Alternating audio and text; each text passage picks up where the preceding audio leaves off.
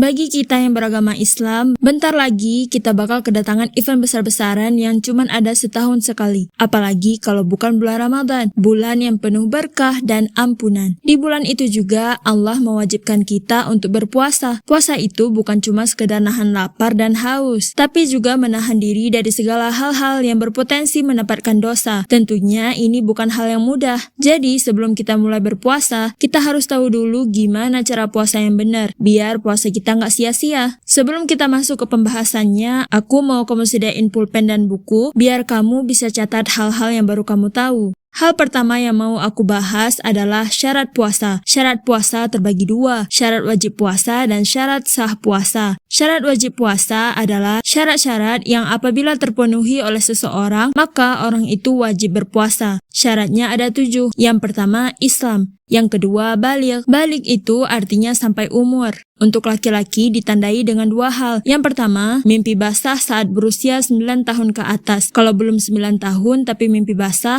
itu nggak dihitung ya. Terus yang kedua, berusia 15 tahun, walau belum pernah mimpi basah. Kalau perempuan ditandai dengan 3 hal. Yang pertama, mimpi basah saat berusia 9 tahun ke atas. Yang kedua, keluar haid saat berusia 9 tahun ke atas. Kalau haid ataupun mimpi basah terjadi sebelum 9 tahun, itu juga nggak dihitung ya. Yang ketiga, berusia 15 tahun, walau belum pernah haid ataupun mimpi basah. Ingat ya, umur ini harus dihitung pakai kalender Hijriyah. Jadi orang tua atau kamu sendiri harus tahu. Baligh itu adalah sebuah pertanda bagi seseorang bahwa dia sudah punya kewajiban atau keharusan dalam melaksanakan berbagai ibadah seperti puasa dan sholat, karena catatan amalnya sudah menjadi miliknya sendiri, tidak ditanggung lagi oleh orang tuanya. Kemudian syarat yang ketiga adalah berakal. Jadi orang gila gak wajib puasa. Yang keempat, tidak dalam keadaan bepergian. Jadi bagi orang yang sedang dalam keadaan bepergian, ada 3 hal yang harus dipenuhi agar puasanya tidak wajib. Dalam artian, boleh untuk tidak puasa, tapi kalaupun mau puasa tetap sah.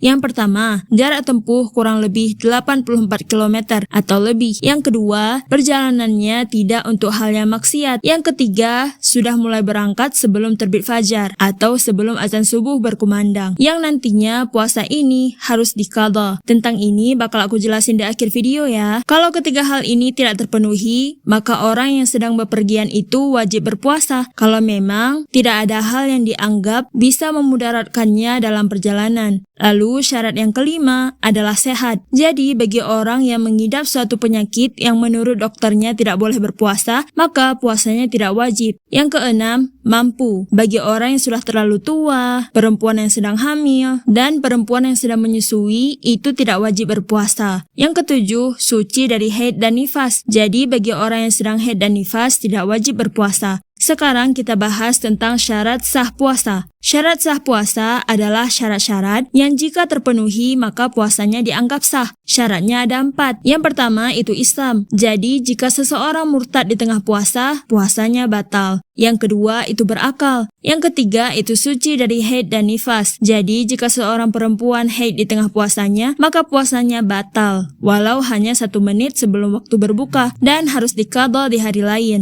Yang keempat itu mumayyiz. Mumayyiz adalah sebutan bagi anak-anak yang sudah bisa membedakan antara yang baik dan yang buruk. Biasanya sekitaran umur 7 tahun. Mumayyiz ini adalah masa persiapan dalam mencapai waktu balik. Karena dalam kondisi mumayyiz, seorang anak memang belum punya kewajiban dalam beribadah. Tapi ketika dia mengerjakan sebuah ibadah, hukumnya sah. Maka di saat inilah orang tua harus membimbing anak dalam melakukan berbagai ibadah seperti sholat dan puasa, agar ketika balik, anak itu sudah terbiasa. Lanjut tentang rukun puasa. Rukun artinya adalah segala hal yang harus dikerjakan dalam suatu ibadah. Dalam konteks puasa ada 2 rukun. Yang pertama, niat. Untuk puasa Ramadan, niatnya tuh gini. Nawaitu shauma ghadin an ada'i fardhi syahri ramadana hadhihi sanati lillahi ta'ala. Kapan waktu niatnya? Untuk puasa wajib, niatnya itu harus di malam hari sampai sebelum azan subuh. Sedangkan dalam puasa sunnah, walau sudah di pagi hari, masih bisa berniat puasa sunnah. Tapi dengan catatan, seseorang itu belum makan atau minum apapun. Rukun yang kedua adalah menahan diri dari segala hal yang membatalkan puasa, sejak terbit fajar shadiq sampai terbenam matahari. Sebelum aku sebutin hal-hal yang membatalkan puasa, aku mau bahas seputar imsak dan terbit fajar shadiq dulu. Imsak adalah tanda waktu puasa akan dimulai, biasanya 10 menit sebelum azan subuh. Sedangkan terbit fajar shadiq itu ditandai dengan azan subuh. Jadi, kapan sebenarnya harus berhenti makan sahur?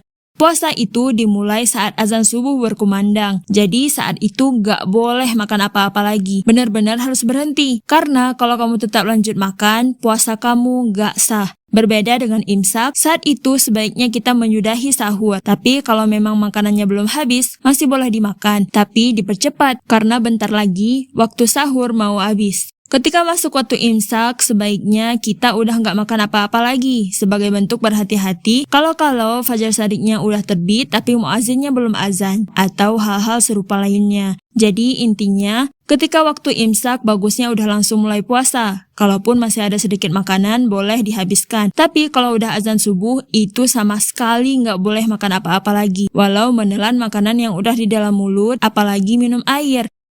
Sekarang kita bahas tentang hal-hal yang membatalkan puasa. Ada 9 hal. Yang pertama, memasukkan sesuatu ke dalam 5 rongga. Rongga yang pertama adalah mulut. Memasukkan sesuatu ke dalam rongga mulut baru dihitung batal kalau ditelan. Jadi, semisal kamu lagi masak terus nyicipin rasa masakan kamu, itu boleh-boleh aja, asal nggak ditelan. Ya dilepehin. Kalau masih ada sisa rasanya, kumur-kumur aja. Tapi kalau kamu nelan sesuatu secara nggak sengaja, semisal kamu lupa kalau lagi puasa, maka puasanya nggak batal. Asalkan pas keinget, kamu langsung lepehin makanannya terus kumur-kumur lanjut puasa lagi. Rongga yang kedua adalah rongga hidung. Memasukkan sesuatu ke rongga hidung baru dihitung batal kalau benda itu dimasukkan lebih dalam dari jarak yang bisa dijangkau kelingking. Terus yang ketiga adalah rongga telinga. Memasukkan sesuatu ke dalam rongga telinga baru dihitung batal kalau benda itu dimasukkan lebih dalam dari jarak yang bisa dijangkau kelingking. Rongga yang keempat adalah rongga kubul, dan rongga yang kelima adalah rongga dubur.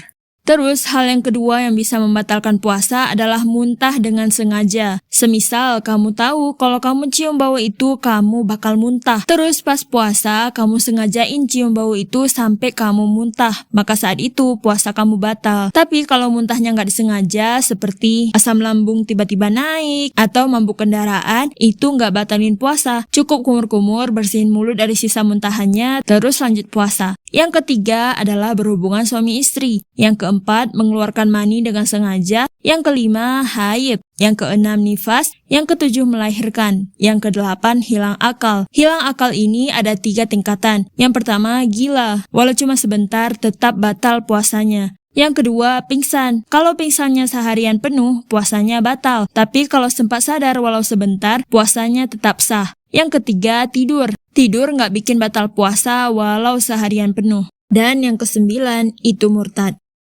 Terus untuk orang-orang yang nggak bisa menunaikan puasa Ramadan karena beberapa alasan, mereka ada kala harus mengqadha, yaitu mengganti puasanya di luar bulan Ramadan selama berapa hari puasa yang ditinggalkan, atau membayar fidyah, yaitu denda berupa memberikan makanan pokok. Kalau kita di Indonesia umumnya beras kepada seorang miskin dengan takaran 1 mud, yaitu sekitar kurang lebih 7 on untuk 1 hari puasa yang ditinggalkan. Atau bahkan gak usah melakukan apa-apa. Sini-sini, lihat bareng ketentuannya. Untuk anak kecil dan orang gila, mereka gak perlu qadha ataupun fidyah. Untuk orang yang kemarin gak bisa puasa karena sakit yang punya harapan sembuh, seperti sakit demam dan diare, orang yang dalam keadaan bepergian, orang yang sedang haid, dan orang yang sedang nifas, mereka harus mengqadha. Sedangkan bagi orang sakit yang tidak ada harapan sembuh menurut dokter, dan orang tua yang sudah tidak sanggup berpuasa, maka mereka harus membayar fidyah.